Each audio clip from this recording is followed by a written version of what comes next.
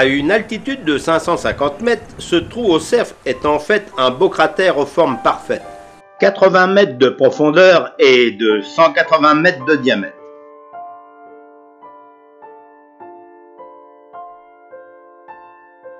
Au sommet de ce cratère, nous avons une vue imprenable sur la montagne et les villes de Quatre-Bornes et Cure-Pipe.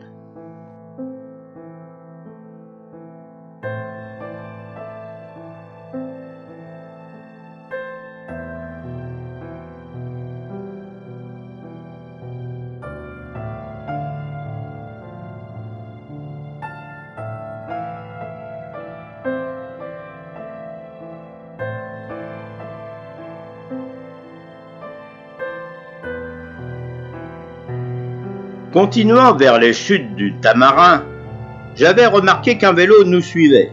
Au premier arrêt, ce cycliste nous guida aux principaux points de vue.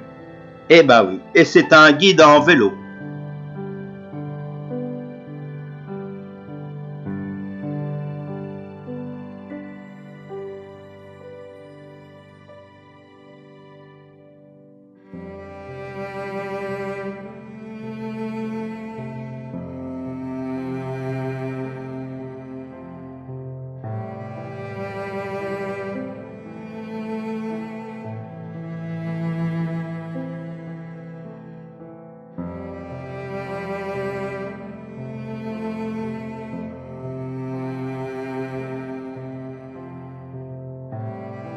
Ce guide sympathique, non agressif, est mentionné dans le routard, et ma foi, nous n'avons pas été déçus.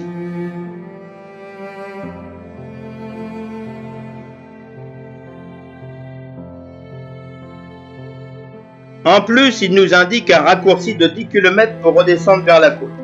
D'accord, la route n'était pas fameuse.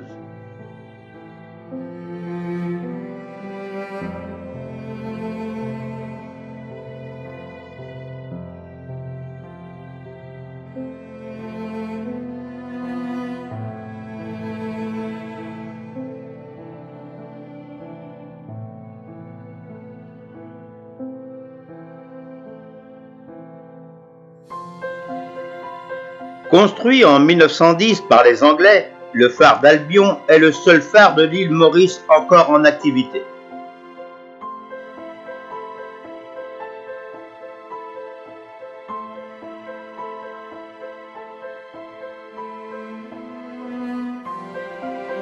Du sommet se dévoile un panorama grandiose d'une côte aux roches noires déchiquetée par les vagues.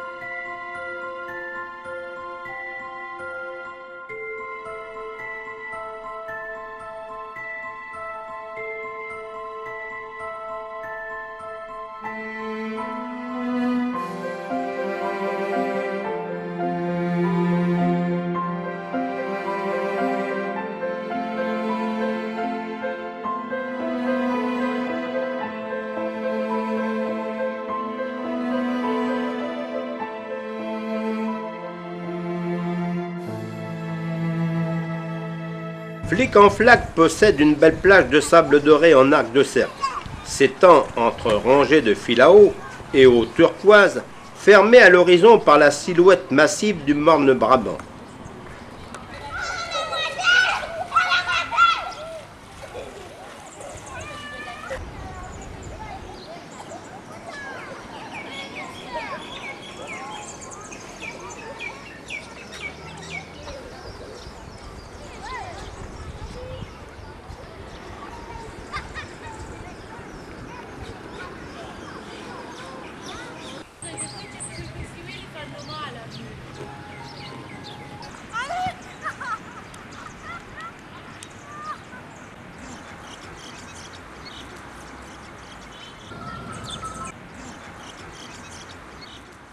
À quelques encablures de Flic-en-Flac, le parc de Casella Nature nous offre une importante variété d'oiseaux.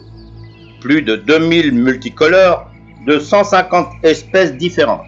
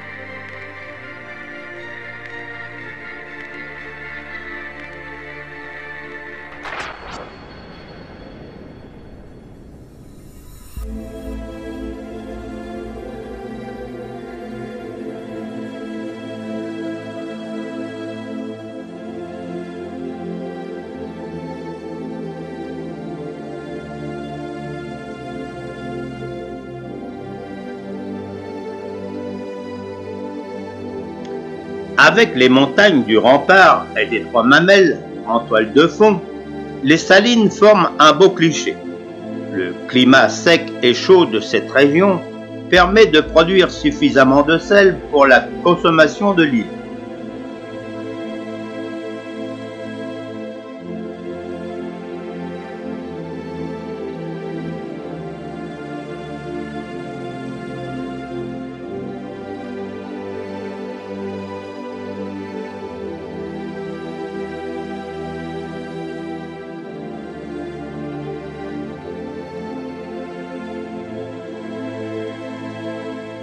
La masse imposante du morne Brabant, classée en 2008 au patrimoine mondial au titre de paysage culturel, culmine à 556 mètres. Il fut un refuge pour les esclaves marrons au XVIIIe siècle. Il est entouré de plusieurs kilomètres de plage de sable, où le vaste lagon se pare des plus belles couleurs de l'île. De nombreux hôtels s'accaparent le site.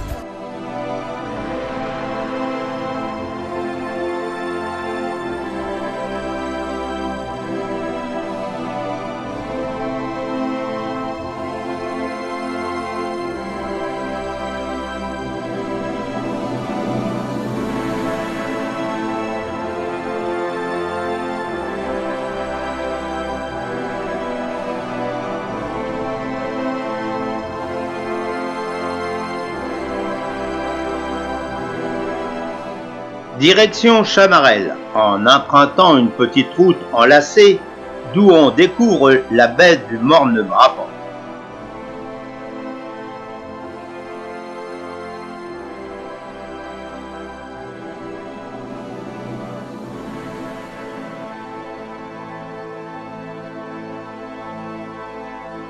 Traversant des champs de canne et de caféiers, bordés de palmiers bouteilles et de palmistes, nous arrivons sur le point de vue de la cascade de Chamarel, qui tombe de près de 100 mètres de haut dans une végétation luxuriante.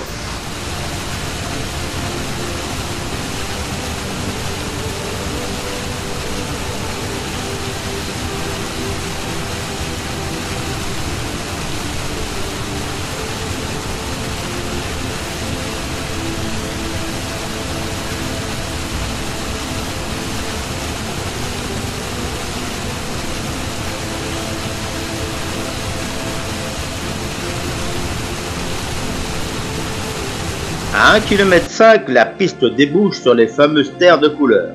Les petites dunes se parent de subtiles nuances de couleur fauve avec des reflets allant du jaune au bleu en passant par le mauve, le vert, l'orange ou le rouge.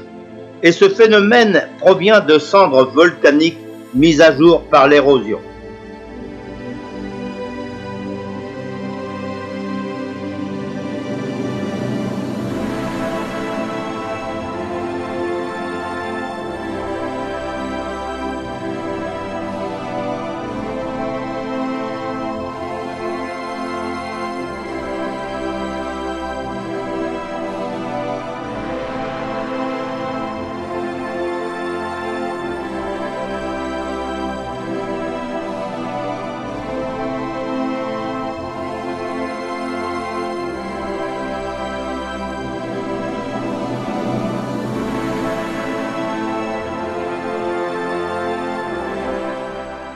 Reprenons la route en direction de Grand Bassin.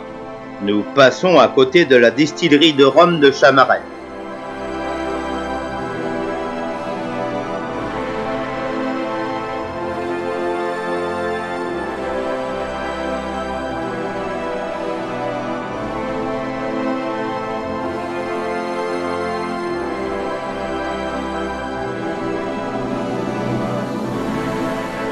Avant d'arriver à Grand Bassin, nous nous arrêtons au parc national des gorges de la rivière Noire. Pour découvrir le point de vue sur ces gorges, nous empruntons un petit chemin parmi une végétation dense. Ce belvédère nous offre un panorama sur la vallée envahie par une forêt exubérante, avec au loin le littoral. Cette végétation est le refuge d'oiseaux rares et en particulier de nombreux singes.